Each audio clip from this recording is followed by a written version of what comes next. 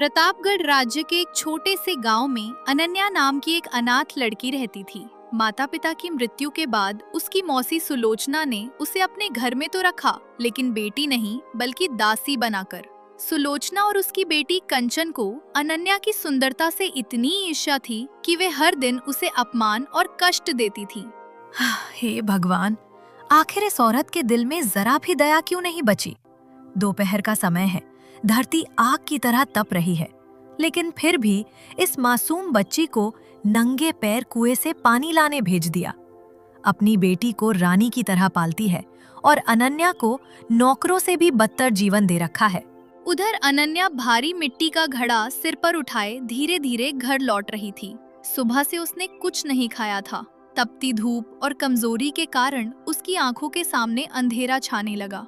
हे माँ, अगर आज आप जीवित होती तो मुझे यूं अकेले कष्ट सहने के लिए कभी ना छोड़ती। मेरा सिर बहुत घूम रहा है, पैरों में अब बिल्कुल ताकत नहीं बची। लेकिन अगर मैं देर से पहुंची तो मौसी फिर मुझे भूखा सुला देंगी। आह! अचानक उसका पैर रास्ते के नुकीले पत्थर से टकराया। घड़ा जमीन पर गिरकर टूट गया और अनन्या भी जोर से नीचे गिर पड़ी। टूटे हुए घड़े के टुकड़ों से उसके पैर और पीठ बुरी तरह घायल हो गए। कोई है? मेरी मदद करो, मेरे पैर से बहुत खून निकल रहा है। मौसी, मुझे माफ कर दीजिए, मुझसे घड़ा गलती से टूट गया। मैं सच कह रही हूँ, मैंने जानबूझकर ऐसा नहीं किया। मुझे उठने में भी बहुत दर्द हो रहा है। मनहूस लड़की, तेरे कारण इस घर में हर दिन कोई ना कोई नुकसान होता रहता है। इतना बड़ा घड़ा तोड़ दिया और अब यहाँ बैठकर आंसू बहा रही है। क्या तेरे मरे हुए माँ बाप आकर अब नया घड़ा खरीदेंगे? तुझे एक साधारण काम भी ठीक से करना नहीं आता।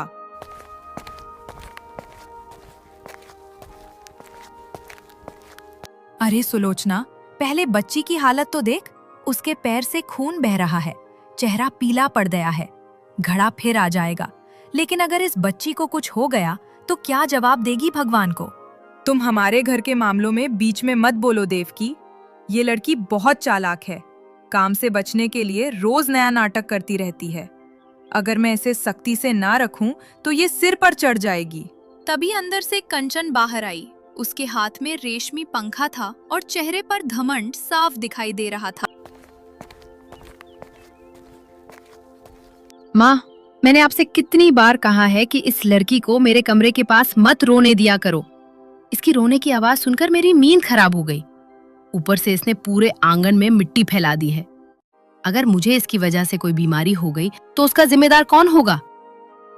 तू चिंता मत कर मेरी बेटी, अभी इसी समय इस मनहूस लड़की को सबक सिखाती हूँ, ताकि फिर कभी तेरी शांति खराब करने की हिम्मत ना करे।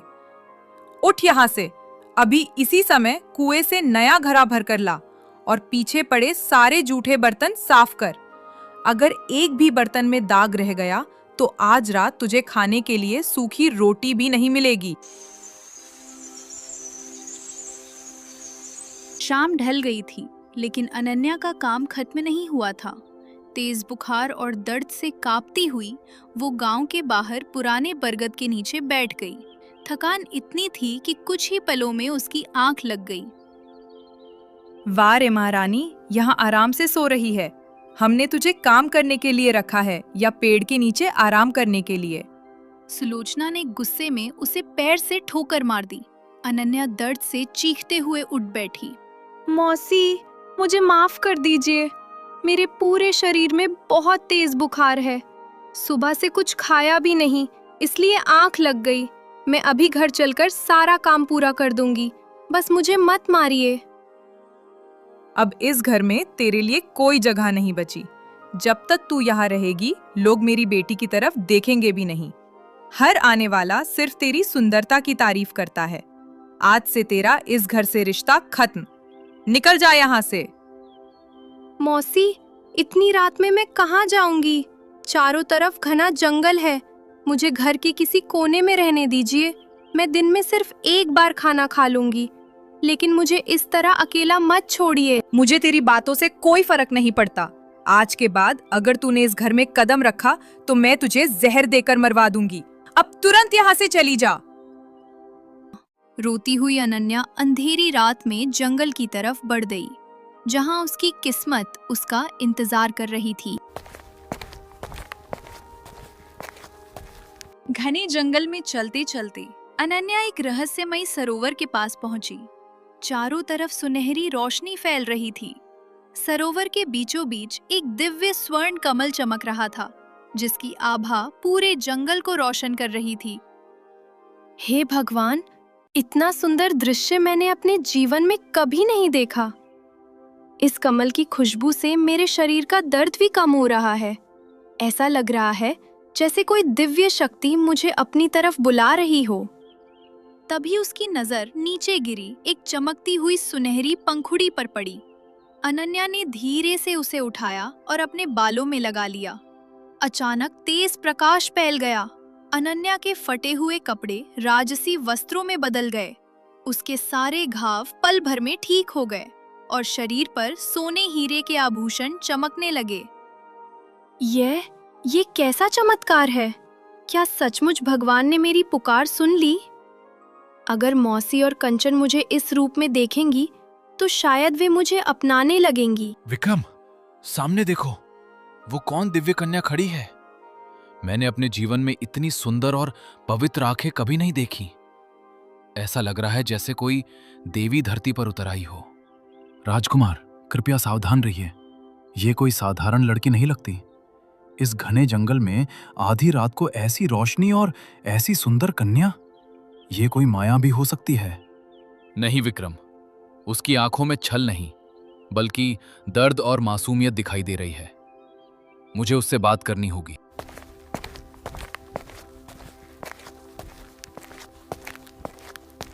हे देवी, ठहरिए, आप कौन हैं? कृपया एक बार मेरी बात सुनिए।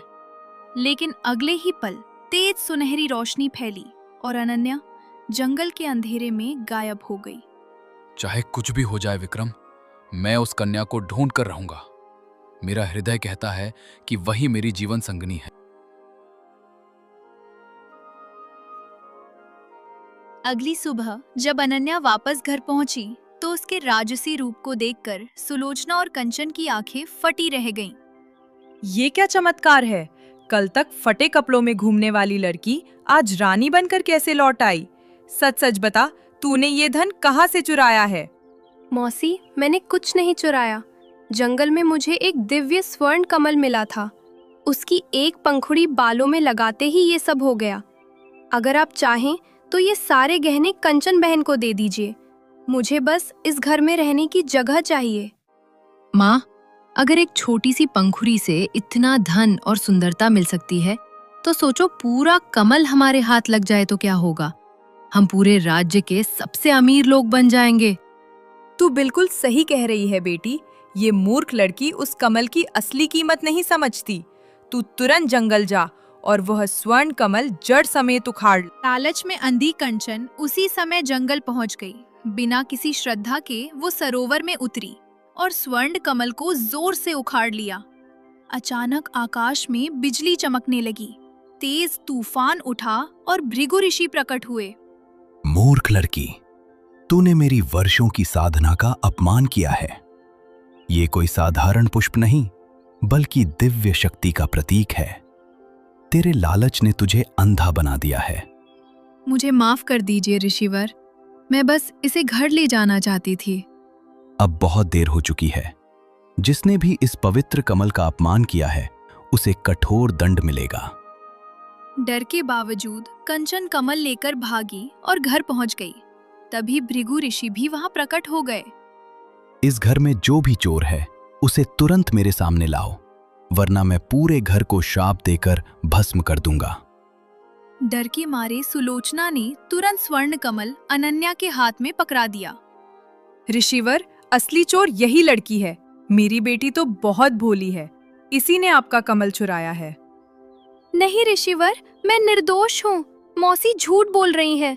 मैंने इस कमल को हाथ तक नहीं लगाया। चुप! तू अपने सौंदर्य पर बहुत घमंड करती है ना? मैं तुझे श्राप देता हूं कि इसी क्षण तू पाषाण की मूर्ति बन जाएगी। अगले ही पल सफेद धुआं उठा और अनन्या धीरे धीरे पत्थर की मूर्ति में बदल गई। तुझे तभी मुक्ति मिलेगी जब कोई सच्चे और निस्वार्थ प्रेम से तुझे स्पर्श करेगा। ये कहकर ऋषि मूर्ति को लेकर जंगल में गायब हो गए। उधर कंचन और सुलोचना खुशी से हंसने लगीं। अब इस राज्य में मुझसे सुंदर कोई नहीं रहेगा। अब राजकुमार सिर्फ मेरे होंगे।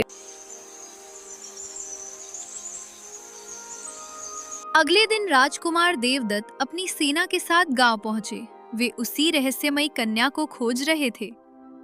कंचन, जल्दी वह जादुई पंखुड़ी इस्तेमाल कर। राजकुमार तुझे देखकर तुरंत मोहित हो जाएंगे।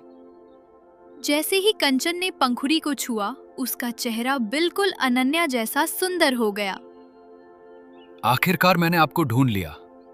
उस रात से आपकी छवि मेरे मन से निकली ही नहीं। क्या आप मेरे साथ चलकर चंद्रगढ़ की महारानी बनेंगी? राजकुमार, ये मेरा सौभाग्य होगा। मैंने भी उसी क्षण आपको अपना जीवन साथी मान लिया था। राजकुमार, मुझे कुछ अजीब लग रहा है। इस कन्या के व्यवहार में वो मासूमियत नहीं दिख रही जो उस रात जंगल में थी। विक्रम, शायद तुम बेकार में संदेह कर रहे हो। मुझे विश्वास है कि यही वही कन्या है।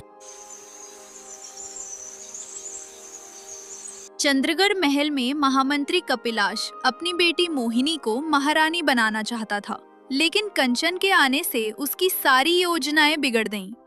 महाराज, मेरी पुत्री मोहिनी बचपन से राजमहल में पली है। वो राजकुमार के लिए सबसे योग्य वधू है।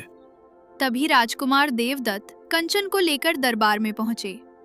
पिताश्री, मैंने अपने जीवन की साथी चुन ली है। मैं इसी कन्या से विवाह करूंगा।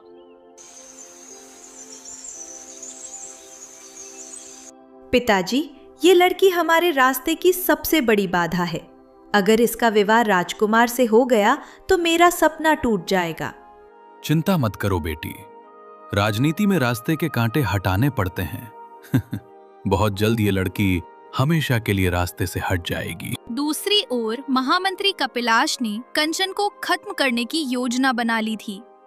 इस विष की सिर्फ एक बूंद किसी को भी हमेशा के लिए मौत की नींद सुला सकती है।